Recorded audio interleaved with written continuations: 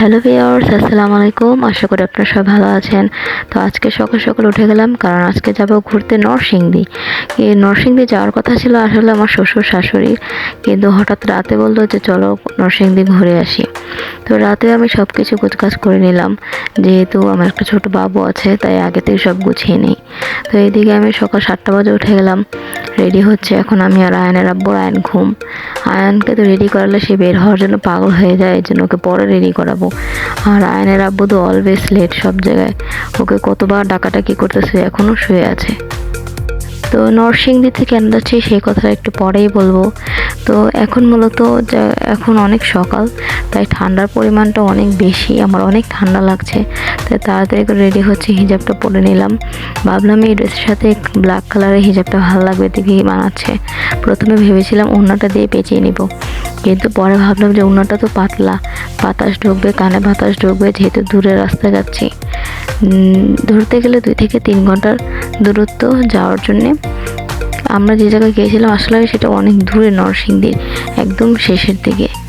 তো এদিকে আমিও রেডি হয়ে গেলাম, আমি আমার ক্যামেরা সব কিছু রেডি করে নিলাম, যেহেতু একটু পর পর আমার ভিডিও করতে হয়। শাশুড়ি আমাকে যে হেভি সোয়েটার দিয়েছিল সেটা আজকে পরবো, যেহেতু অনেক সকাল, অনেক শীত। এদিকে আয়ন বাবা শুয়ে আছে, দেখেন আয়ন বাবাকে ডাকাডাকি করতেছে, সে তো উঠে আবার ঘুমায় পড়ে, ওকে নিয়ে কি বলবো। এদিকে আয়নকে আমি ঘুমের মধ্যে রেডি করে নিলাম, যে ফাঁকে একটু উঠেছিল, ওকে মানালাম। তারপর ভাবলাম যেতে একটু দেরি আছে, আয়ন বাবা রেডি হয়নি, তাই ওকে একটু ঘুম পাড়িয়ে নিই।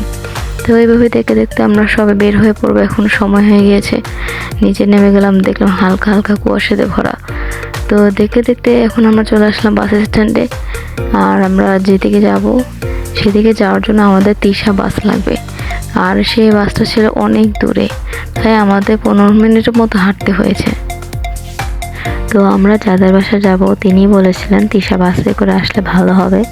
তো এদিকে আমি বোর হয়ে যাচ্ছি বুঝতে বুঝতে। তো ফাইনালি আমরা 3 বাসটা পেয়ে যাই।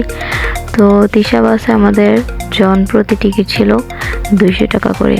তো অনেক দিন পর আবার আমরা দূরে কোথাও জার্নি করতে যাচ্ছি, তো ভালোই লাগছে। আমি কখনো নরসিংদী দেখিনি, এই প্রথম। তো এদিকে আয়ন বাবা তো অনেক খুশি, সে আমার সাথে বসেছে, পুরো রাস্তায় আমার সাথেই ছিল, আমার কাছে ঘুমিয়েছে। ও ঘুমাতে ঘুমাতে গেছে, এর জন্য আমার একটু আরাম হয়েছে, নাহলে সে অনেক বিরক্তি করতো। তো এদিকে দেখতে দেখতে বাসটাও চালু করে দিলে, এখন আমরা চলে যাচ্ছি নরসিংদীর দিকে। তো আমার এই ভিডিওটা নরসিংদীবাসীর ভাইয়ারা আপুরা যারাই দেখছেন অবশ্যই কমেন্ট বক্সে জানাবেন। এখন যেহেতু সকাল, তাই আমরা খুব তাড়াতাড়ি পৌঁছে যাব, কারণ এখন রাস্তায় তেমন কোনো জ্যাম নেই, তাই আমাদের বাসটাও খুব তাড়াতাড়ি যাচ্ছে। তো আমরা যে সিটে বসেছি সেই সিটের সামনেই আমার শ্বশুর শাশুড়ি বসেছে। তো এখন যেহেতু সকাল, আবহাওয়াটা খুবই ভালো লাগছে, যে রোদটা উঠেছে সেই রোদটা অনেক ভালো লাগছে। তো এদিকে আয়নও তেমন একটা বিরক্ত করেনি বাসে। তো আমরা চলে যাই যেখানে যাওয়ার। তো আয়ন ওখানে অনেকগুলো মাছ দেখে একটা লোক বিক্রি করতেছিল, তো আয়নকে বলতেছিল বাবা ধরো, সমস্যা নেই, কিন্তু আমি ধরতে দিইনি কারণ মাছের গন্ধ আসবে। তো লোকটা বলতেছে ও বাচ্চাটা মনে হয় মাছ অনেক পছন্দ করে। তো এদিকে আমার শাশুড়ি একটা দোকান থেকে কিছু মিষ্টি কিনে নিল। আমরা শুকনা খাবার ঢাকা থেকে কিনে এনেছি, কিন্তু এক জায়গায় গেলে তো একটু মিষ্টি নিতে হয়। তো আমরা চলে গেলাম যাদের বাসায় আসার কথা। তো এখন বলছে এদিকে আসার আমাদের কারণ কি। আমার শাশুড়ি ইটালি থেকে কিছুদিন আগে এসেছে। তো ইটালিতে যে এতদিন তারা ছিলেন আমার শ্বশুর শাশুড়ি, তো তারা যে বাসায় থাকতেন সেই বাসায় এক আন্টিও তাদের সাথে থাকতেন। তো সেই আন্টির আম্মুর বাসায় আমরা এসেছি। আর এসেছি কারণ আমার দেবর তো ইটালিতে থাকে, সে আয়নার জন্য কিছু চকলেট আর তার আম্মু আব্বুর জন্য কিছু কফি পাঠিয়েছে, তো সেটাই নেওয়ার জন্য আমরা এসেছি। তারপর আবার আপনারা বলতে পারেন এই কয়েকটা জিনিস নেওয়ার জন্য কেন এসেছি। আসলে আমরা আসতাম না, কিন্তু আন্টিটা অনেক ক্লোজ আমার শ্বশুর শাশুড়ির সাথে, তাই বলেছে প্লিজ আমাদের বাসায় গিয়ে একটু ঘুরে আসেন, পার্সেলটাও নিয়ে আসেন আর সাথে ঘুরেও আসেন। তো একটা মানুষ এতবার বললে, এত রিকোয়েস্ট করলে তো যেতেই হয়। তো এসে বললাম। তো আন্টির আম্মু আব্বুরা অনেক ভালোভাবে আমাদের আপ্যায়ন করেছে। খাবারের ভিডিওটা ভালোভাবে করতে পারিনি, এরই মাঝে আয়নের পটি ধরে যায় তাই। তো আবার আঙ্কেলে দইও পেতেছিল, দইটা অনেক মজা হয়েছিল। তো এদিকে খাওয়া দাওয়া শেষ করে আমরা বাড়ির একটু আশপাশ ঘোরাফেরা করছি। আন্টিরা কিছু হাঁসও পালে, হাঁসের বাচ্চাদের দেখে। তো যাই হোক, এদিকে বাড়ির আশেপাশের কিছু ভিডিও ক্লিপ নিলাম। দেখেন বাড়িটা কত সুন্দর করে উঠিয়েছে। আসার পর তো সুন্দর করে ভিডিও নিতে পারিনি, তাই খাবারের শেষে নিলাম। তো বাড়িটা আসলে মূলত 2 তলা হলেও উপরে কেউ থাকে না, ওটা হচ্ছে ছাদ। অনেক সুন্দর করে ডেকোরেট করেছে, ওটার ভিডিও আর করতে পারিনি, ভুলে গিয়েছিলাম। তো নিচতলাতে মূলত তারা সবাই থাকেন।